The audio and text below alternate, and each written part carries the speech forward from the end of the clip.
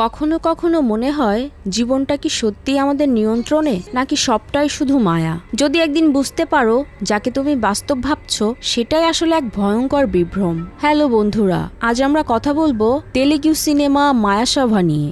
একটি রহস্যে ঘেরা গল্প যেখানে বাস্তব আর অবাস্তবের সীমারেখা ধীরে ধীরে মুছে যায়। এই সিনেমা শুধু একটি গল্প না, এটা আমাদের বিশ্বাস, ভয় আর জীবনের লুকানো সত্যকে প্রশ্ন করে। তো চলো শুরু করা যাক আজকের মুভি মায়াসাভার এক্সপ্লেনেশন।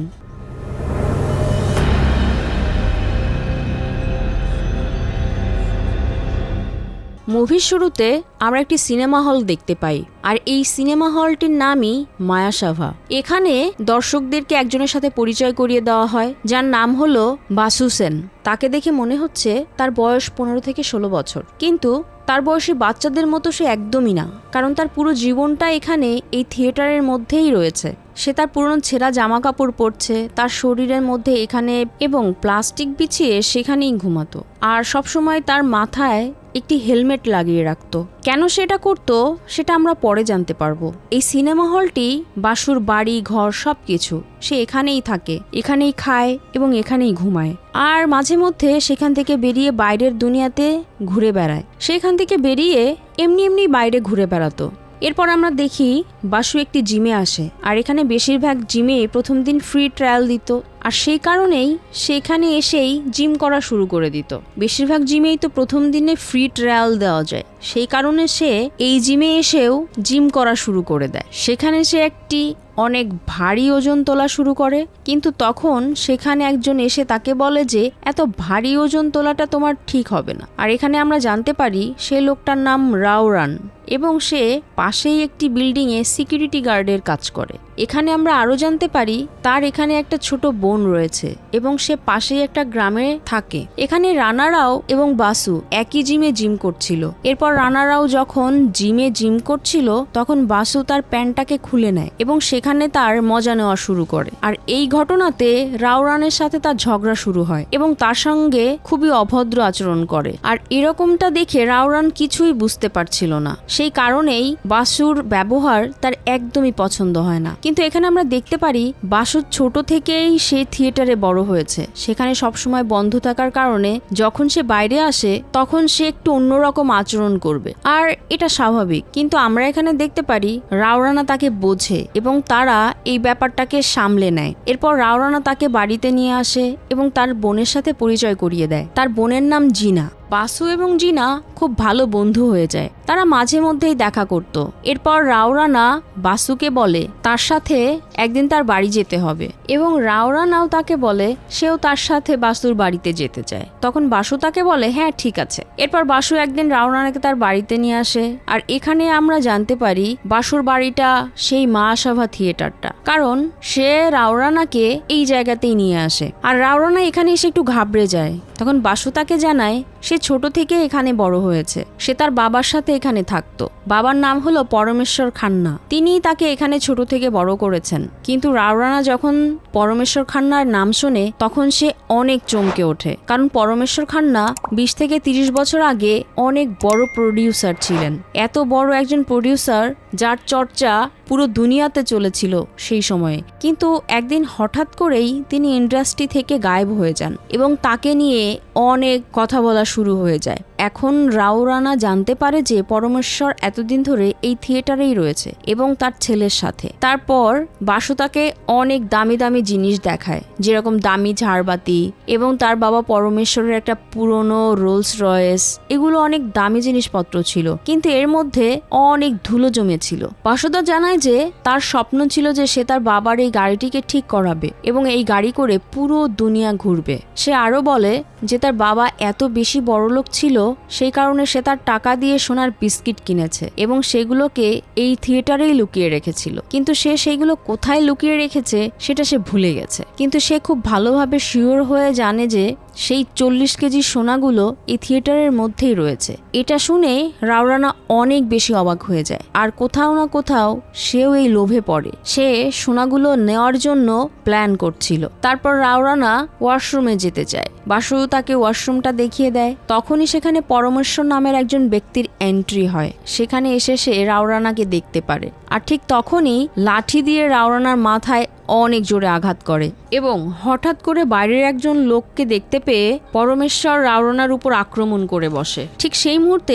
বাসু সেখানে চলে আসে এবং তার বাবাকে জানায় যে সে তার বন্ধু। এটা শুনে পরমেশ্বর খান্না বাসুকে বলে, সে তো আমার বন্ধু হয়ে থাকে, তাহলে সেটা তো তাকে আগেই জানানো উচিত ছিল।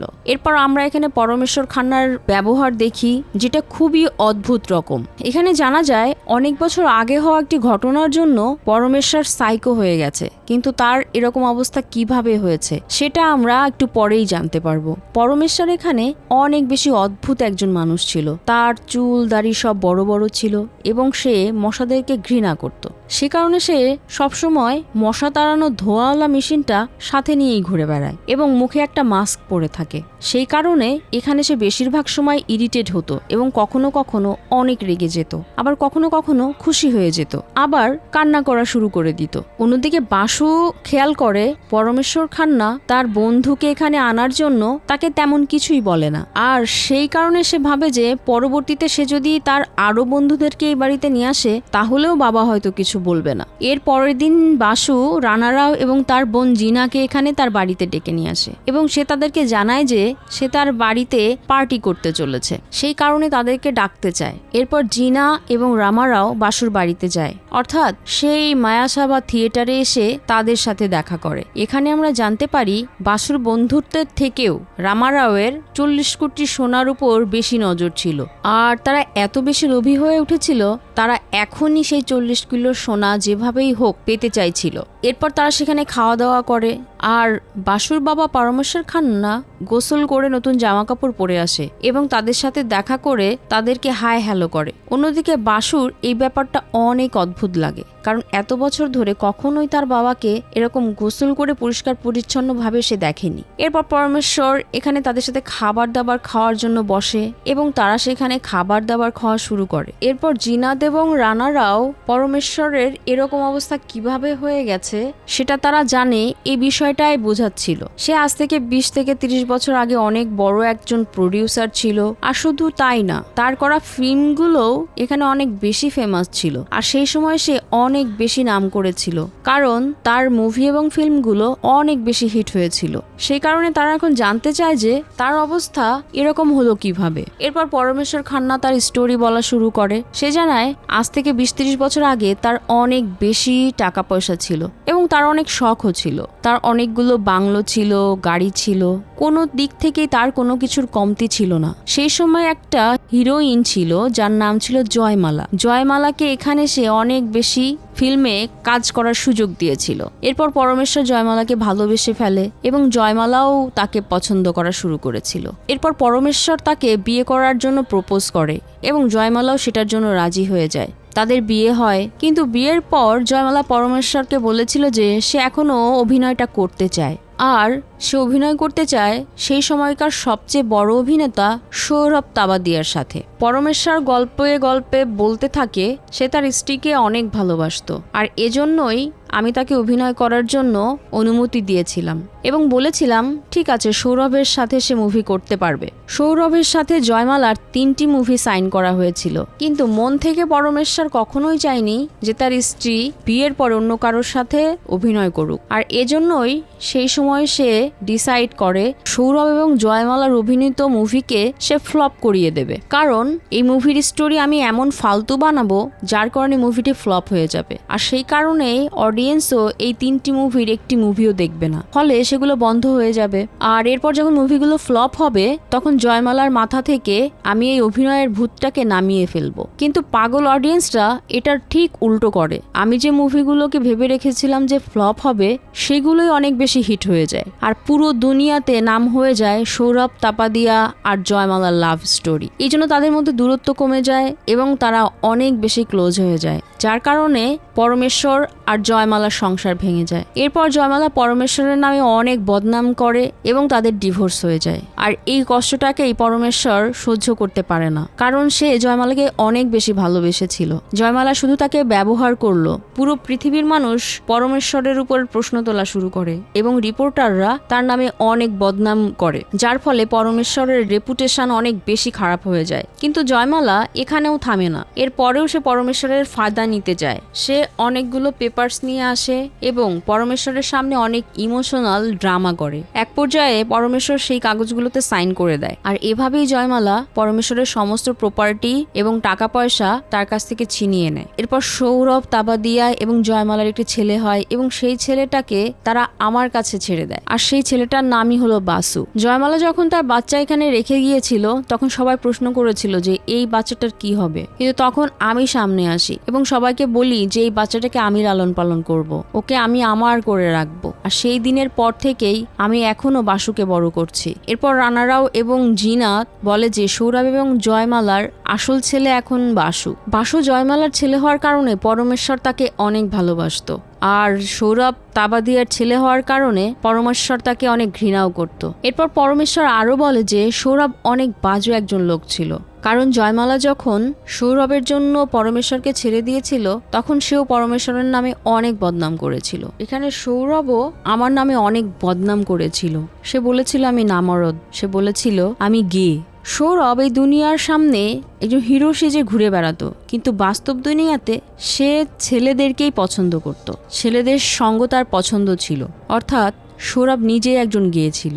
এরপর আমরা দেখতে পারি পরমেশ্বর খান্না সৌরভের নাম শুনলে অনেক বেশি রেগে যেত এবং বাসুকে মারতে মারতে বলতো যে এটা সৌরভের ছেলে আর এই জন্যই আমি ওকে ছেড়ে দেব না। এরপর বাসুকে মারতে মারতে সে এখান থেকে বের করে দিচ্ছিল। এটা দেখে রানারাও তাকে সাহায্য করে এবং তাকে এখান থেকে একটু দূরে পাঠিয়ে দেয়। এরপর বাসু রানারাওকে বলে যে তার বাবা এরকম রোজ করে, সে তাকে ভালোবাসে, কিন্তু সৌরভের কথা মনে পড়তেই বাবা বাসুকে অনেক মারে। আর এসব কথা শোনার পর জিনার মাথা অনেক বেশি খারাপ হয়ে যাচ্ছিল। আর আমরা এখানে জানতে পারি জিনাত নামের এই মেয়েটি অনেক চালাক। আর এই সমস্ত কিছু শোনার পর সে ঠিক করে নেয় যে এই থিয়েটারের 40 কেজি সোনা সে নিয়েই যাবে, কারণ স্বাভাবিক ব্যাপার এখানে সে একজন সাইকো লোক ছিল। আর সেই কারণে সেই সোনাগুলো কোথায় রয়েছে সেটাতে তার কোনো কিছু যায় আসে না, অর্থাৎ পরমেশ্বরের কথা বলা হচ্ছে। আর বাসু তো অনেক ছোট, তাকে বোকা বানানোটা অনেক সহজ। এই জন্য তারা ঠিক করে সোনাগুলোকে তারা খুঁজে বের করবে এবং সেগুলোকে নিয়ে এখান থেকে পালিয়ে যাবে। এরপর জিনা বাসু রুমে যায় যেখানে বাসু লুকিয়েছিল।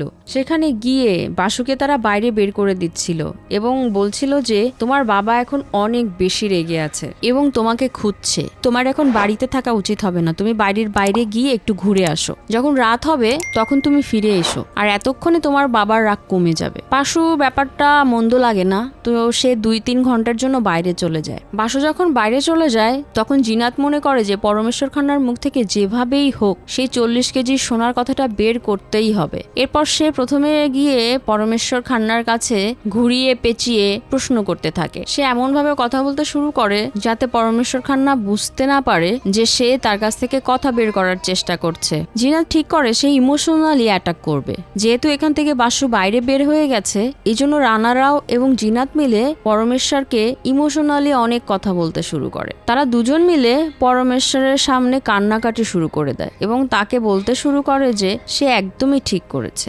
পরমেশ্বর খান্না অনেক ভালো মানুষ, তার মতো ভালো মানুষ পৃথিবীতে অনেক কম আছে। জিনাত বলে সে যদি তার জায়গায় থাকতো তাহলে এই বাচ্চাটাকে এখানে একটা নোংরা ডাস্টবিনের মধ্যে ফেলে দিত, কিন্তু এখানে পরমেশ্বর এমনটা করেনি। সে তাকে ছোট থেকে বড় করেছে আর সে ভালো মানুষ বলেই এমনটা করেছে। এসব কথা শোনার পর পরমেশ্বর খান্না বুঝতে পারে যে এই দুজন তাকে পুরোপুরি ইমোশনালি ড্যামেজ করার চেষ্টা করছে এবং পরমেশ্বর খান্না তাদেরকে জানায় যে সে বুঝতে পেরে গেছে তারা শুধুমাত্র সোনাটা নেওয়ার জন্য এসেছে এবং তারা তাকে ইমোশনাল করার চেষ্টা করছে যাতে সে তার ভিতরে লুকিয়ে থাকা সমস্ত বিষয় তাদেরকে যেন বলে দেয়। এরপর পরমেশ্বর খান্না তাদেরকে বলে ঠিক আছে, তোমরা সেই সোনাগুলোকে এখানে খুঁজতে থাকো, যদি তোমরা সেই সোনাগুলো পেয়ে যাও তাহলে আমার সামনে থেকে সেগুলো তোমরা নিয়ে যেও, আমি তোমাদেরকে আটকাবো না। আর শুধু এটা ভেবে নিও যে সেই সোনাগুলো আমি তোমাদেরকে গিফট করেছি। এগুলো বলে পরমেশ্বর খান্না এখান থেকে চলে যেতে শুরু করে। সেই সময়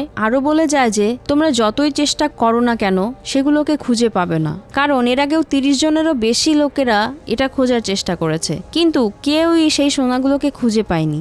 সে আরও জানায়, আমার কিচ্ছু যায় আসে না সেই সোনাগুলোকে নিয়ে, তোমাদের প্রয়োজন হয় তোমরা নিয়ে যাও, আমি তো সেই সোনার উপর হাগি। আসলে জিনা অনেক বেশি চালাক ছিল বলে সে তাড়াতাড়ি করে সেই সোনাগুলোকে নিয়ে ভাবতে শুরু করে, কিন্তু রাওরানা তখন তাকে আটকে দেয় এবং তাকে বলে যে 30 বছর লেগে গেছে সোনাগুলোকে খুঁজতে, হয়তো আমরাও এইগুলোকে খুঁজে পাবো না। কিন্তু জিনা তার ভাইকে বলে যে এটা একদমই এরকম না, হয়তো আজ পর্যন্ত কেউ মাথা খাটিয়ে সেগুলোকে খুঁজে বের করেনি। এরপর জিনা বলে, পরমেশ্বর খান্না কথায় কথায় বলেছিল যে সেই সোনাগুলো সবার সামনেই রয়েছে, কিন্তু তা সত্ত্বেও কেউ সেগুলোকে খুঁজে পেত না, কিন্তু এখন হয়তো সেটা আমাদের চোখে পড়বে, যেটা আজ পর্যন্ত কারও চোখে পড়েনি। শুধুমাত্র আমাদের এখন এখানে চিনতে হবে যে সেই সোনাগুলো কোথায় রয়েছে এবং কিভাবে রয়েছে। এরপর তারা দুজন মিলে সোনাগুলোকে খুঁজতে শুরু করে। পুরো ঘর খুঁজে তারা কোথাও সোনাগুলোকে পায় না, কিন্তু সোনাগুলোকে খোঁজার সময় তারা একটা জিনিস নোটিস করে যে পরমেশ্বর খান্নার রুমে যে বাথরুমটা রয়েছে সেটা গোল্ডেন কালারের। সেই কারণেও হয়তো হতে পারে যে 40 কেজি সোনাটাকে দিয়ে পরমেশ্বর খান্না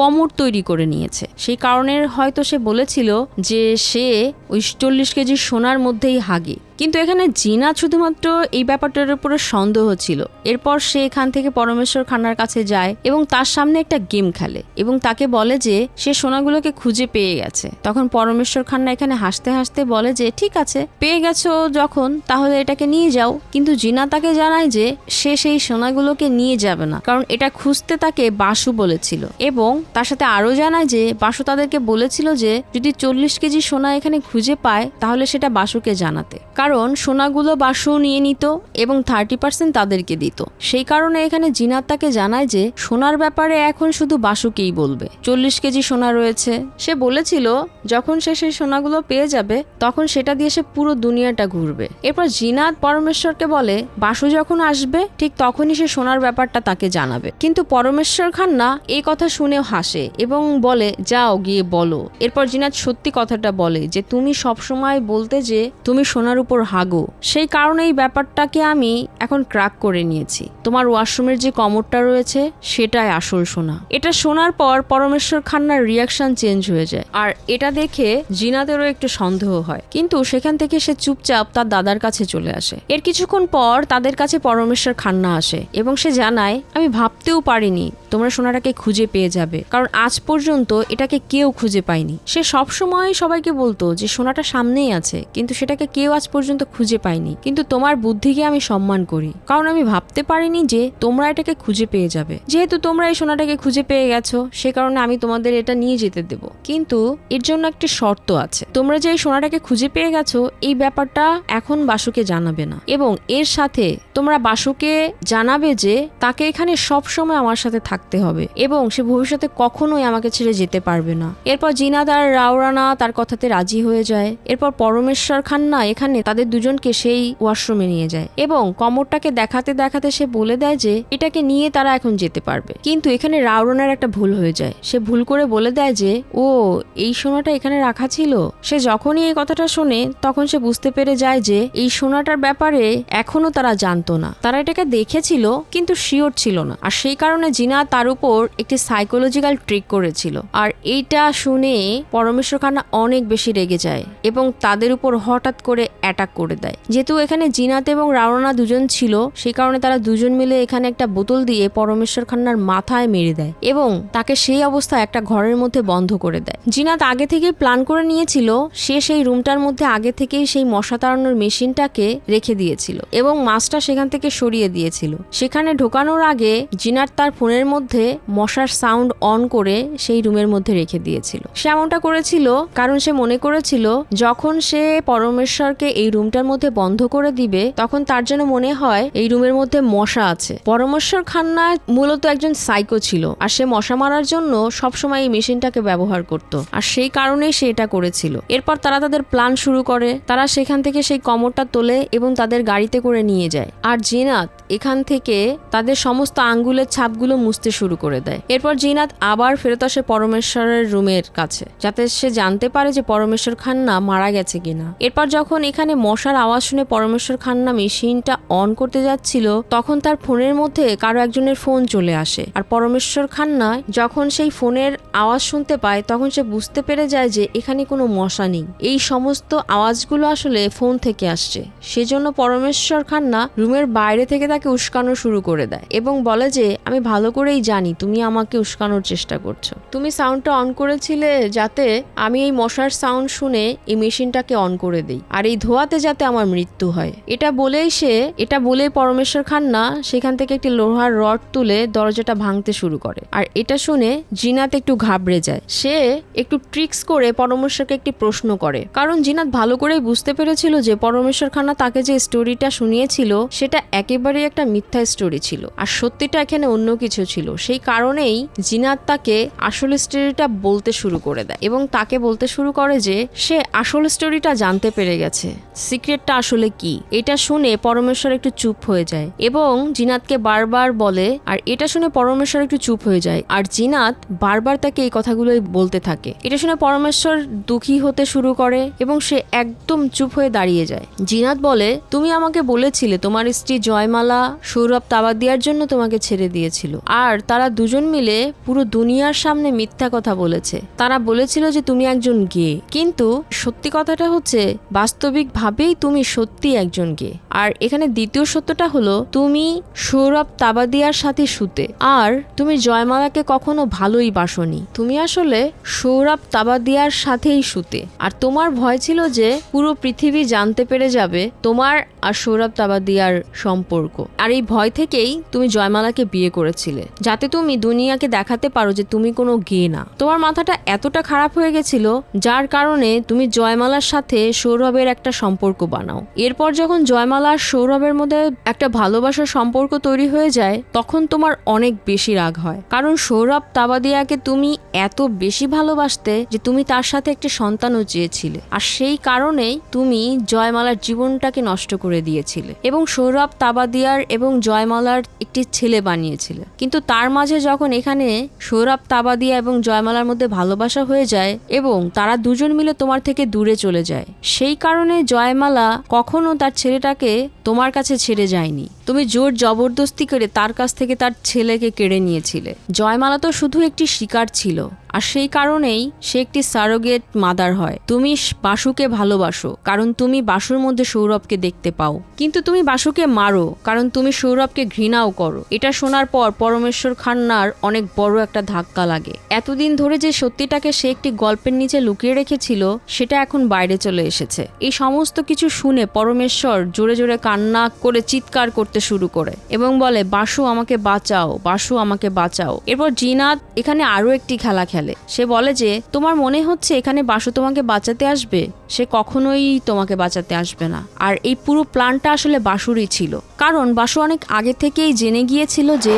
তার বাবা একজন গে। সে সবসময় আমাদেরকে বলতো যে তার মনে হতো তার বাবা যেন মারা যাক এবং সমস্ত সোনাগুলোকে নিয়ে সে অনেক বেশি এনজয় করবে। তারপর সে প্ল্যান করে যে সেই গাড়িটাকে ঠিক করবে এবং 30% এখানে আমাদেরকে দেবে। এটা শুনে পরমেশ্বর খান্নার অনেক বেশি রাগ হয়ে যায়, কারণ যেই বাসুকে সে ছোট থেকে বড় করেছে সে তার ব্যাপারে এইরকম কথা বলবে সে ভাবতেই পারেনি। কিন্তু সত্যিটা হলো বাসুর এরকম কোনো ধরনের কোনো প্ল্যান ছিল না, এটা ছিল জিনাতের প্ল্যান। এরপর এখান থেকে হঠাৎ করে মশার আওয়াজ আসা শুরু হয়ে যায়, যেটা এখন জিনাতের ফোন থেকে আসছিল। অন্যদিকে আমরা পরমেশ্বর খান্নাকে দেখতে পারি যে সে এখানে অনেক বেশি অবাক হয়েছিল এবং সে তখন তাড়াতাড়ি করে সে মশা মারার মেশিনটাকে অন করে দেয় এবং পুরো ঘরের মধ্যে ধোঁয়া ছড়ানো শুরু হয় এবং সেই ধোঁয়ার জন্য সে অজ্ঞান হয়ে যায় এবং জিনাত সেই রুমটার দরজাটা খুলে এবং সে বুঝতে পারে যে পরমেশ্বর মারা গেছে। তখন জিনাত তাকে মেঝেতে এনে ফেলে এবং অপেক্ষা করতে থাকে বাসুর।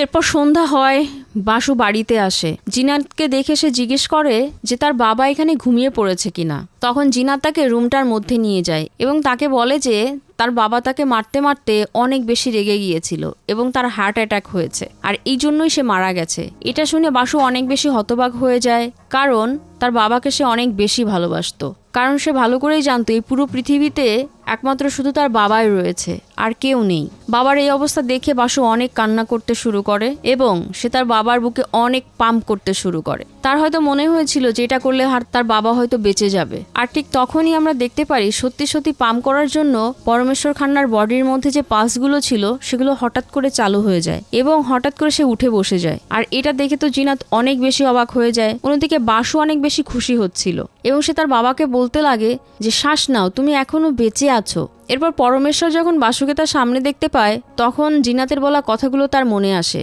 এবং সে বাসুর মুখে থুতু দেয় এবং বলে, তুমি আমার হত্যাকারী। এরপর এখানেই পরমেশ্বরের তখন সত্যি সত্যিই মৃত্যু হয়ে যায়। আর এটা শোনার পর বাসুর অনেক বেশি খারাপ লাগে এবং সে অনেক বেশি অবাকও হয়ে যায়। সে ভাবতে থাকে যে তার বাবা তাকে এগুলো কেন বলল, আর বাবার দিকে তাকিয়ে সে অনেক কাঁদতে থাকে। এরপর বাসু হঠাৎ করে রুমে চলে আসে, তারপর বাথরুমে গিয়ে দেখতে পারে তার বাবার ওয়াশরুমের কমোডটা সেখান থেকে গায়েব হয়ে গেছে। আর এটা দেখে জিনাত অনেক বেশি অবাক হয়ে যায়। এরপর সে বলতে শুরু করে যে বাথরুমের কমোডটা খারাপ হয়ে গেছে, সেই কারণে তার ভাই রানারাও এখান থেকে সেটাকে নিয়ে গেছে এবং সেটাকে নতুন করে ঠিক করে আনবে। যেহেতু বাসু একটু সহজ সরল ছিল সেই কারণে তাদের মিথ্যেটাকে সে বুঝতে পারে না এবং সে ভাবতে শুরু করে যে তারা অনেক ভালো মানুষ। এরপর বাসু তাকে জানায় যে আমি জানি আমার বাবা আমার উপর কখনো বিশ্বাস করেনি, আর আমাকে তো সে সোনার ব্যাপারে কখনোই কিছু বলেনি, কিন্তু আমি জানি সে মারা যাওয়ার আগে সেই সোনার ব্যাপারে তোমাদেরকে বলে গেছে। আর এই কমোডটা আসলে সোনা দিয়ে তৈরি, যে ব্যাপারটা আমি কখনো বুঝতে পারিনি সেই ব্যাপারটা এখন তোমরা বুঝতে পেরে গেছো। কারণ হতে পারে যে সে আমার চেয়ে বেশি তোমাদেরকে বিশ্বাস করেছিল, আর সেও হয়তো বুঝতে পেরে গেছিল যে তোমরা অনেক ভালো মানুষ, আর এই জন্যই হয়তো তোমাদেরকে সোনার ব্যাপারে বলে ফেলেছে এবং সে জানায় যে তোমরা সোনাটা নিয়ে চলে যাও, আমার সেটা প্রয়োজন নেই। আর এরপর জিনাত বাসুরের কথা শুনে অনেক বেশি এক্সাইটেড হয়ে তাকে বলে যে তাদের নাম্বারগুলো তো তার কাছে আছে। যেটা শুনে বাসু বলে তার তো ফোনই নেই। তাহলে সে তাকে জিজ্ঞেস করে যে সে তাদের বাড়ি চেনে কিনা। তখন বাসু জানায় যে তার তো তাদের বাড়িটাকেও মনে নেই। এরপর জিনাত তাকে জিজ্ঞেস করে সে কখনো তাদেরকে খুঁজতে খুঁজতে বাইরে আসবে কিনা। তখন বাসু তাকে জানায় যে সে বাইরের কিছু মনে রাখতে পারে না, সে কারণে সে তাদের কাছে যেতেও পারবে না। এগুলো শুনে জিনাত মনে মনে অনেক খুশি হচ্ছিল, কারণ তার মনে হচ্ছিল তারা যদি এখান থেকে গায়েব হয়ে যায় তাহলে বাসু কখনোই তাদেরকে আর খুঁজে পাবে না। সেই কারণে জিনাত এখান থেকে বেরিয়ে যাওয়ার প্ল্যানিং করছিল। বাসু তাকে জানায় যে তার বাবা এখানে সেই কমোডের মধ্যে একটা গাছ রাখতো, যেটা কিনা জল ঠিক মতো না দিলে সেটা মারা যেতে পারে। সে কারণে আমি গাছগুলোকে অন্য কমোডে রেখেছি, কারণ এই গাছগুলোর অনেক বেশি জল প্রয়োজন। এরপর যখন বাসু যতক্ষণ না সেই গাছগুলোকে নিয়ে অন্য কমোডে লাগাতে যাচ্ছিল তখন সেখান থেকে জিনাত পালিয়ে যায় এবং সে ভাবতে থাকে যে সে তার ভাই এখানে সেই সোনাটাকে নিয়ে অনেক বেশি এনজয় করবে। এরপর যখন বাসু তার বাড়ির অন্য একটা ওয়াশরুমে যায় সেখানে সে দেখতে পারে যে তার ওয়াশরুমটার মধ্যে সৌরভ, তাবাদিয়া এবং তার মা জয়মালার ছবি রাখা। সেই কারণে সে সেখান থেকে সেই কমোডটাকে ঘষা শুরু করে দেয়। আর এখানে বাসু এবং আমরা জানতে পারি আসলে জিনাত এবং রাওরানা যে কমোডটাকে নিয়ে গেছে সেটা আসলে সোনার নয়, এই কমোডটাই মূলত সোনার, যার মধ্যে এখানে সৌরভ, তাবাদিয়া এবং জয়মালার ছবি রাখা ছিল। এটা দেখার পর বাসুর মনে হলো যে তার বাবা যে সোনার ব্যাপারে তাকে বলেছিল সেটা আসলে এই কমোডটা। সেই কারণে এখানে জিনাতের এই কমোডটা নিয়ে যাওয়া উচিত। তারা হয়তো ভুল করে সেই কমোডটা নিয়ে গেছে। এর জন্য এখানে বাসু পুরো ঘরের মধ্যে জিনাতকে ডাকতে শুরু করে দেয় যাতে তারা আসল সোনার কমোডটা নিয়ে যেতে পারে, কিন্তু তারা এখান থেকে অনেক আগেই পালিয়ে গেছিল। এ কারণে বাসুর অনেক খোঁজার পরেও সে তাদেরকে খুঁজে পায় না। আর বাসু কখনোই জানতে পারলো না যে রাওরানা এবং জিনাতকে তার বাবা কখনোই কমোডটা দিতে চায়নি। তারা তো এখানে তাকে হত্যা করে নিয়ে যেতে চেয়েছিল। আর এখানে বাসুর জীবনে তার বাবা মরে যাওয়ার পরেও তার লাইফে আর কেউ বেঁচে নেই। সে কারণে বাসুকে তার বাবার লাশ থেকে গুড বাই বলে এবং মহাশাবাগ থিয়েটার থেকে বের হয়ে যায়। আর এর সাথেই এই পুরো মুভিটি এখানে শেষ হয়ে যায়। তো বন্ধুরা, কেমন লাগলো আজকের মুভি মায়াসাভার এক্সপ্লেনেশন? যারা রহস্যময় গল্প পছন্দ করেন এবং ভিন্নধর্মী কনসেপ্ট পছন্দ করেন তাদের জন্য মায়াসাভা মুভিটি অবশ্যই অনেক বেশি আকর্ষণীয় হবে। তো শেষ করছি আজকের ভিডিও। মায়াসভার এক্সপ্লেনেশনটি কেমন লেগেছে অবশ্যই কমেন্ট করে জানাবেন, আর আমার চ্যানেলে নতুন হয়ে থাকলে অবশ্যই সাবস্ক্রাইব করবেন। কোনো সাজেশন থাকলে অবশ্যই কমেন্ট করে জানাবেন। ভিডিওটিতে লাইক করবেন, কমেন্ট করবেন এবং বন্ধুদের সাথে শেয়ার করবেন। দেখা হচ্ছে পরবর্তী ভিডিওতে। সেই পর্যন্ত সবাই ভালো থাকবেন, সুস্থ থাকবেন। আল্লাহ হাফেজ।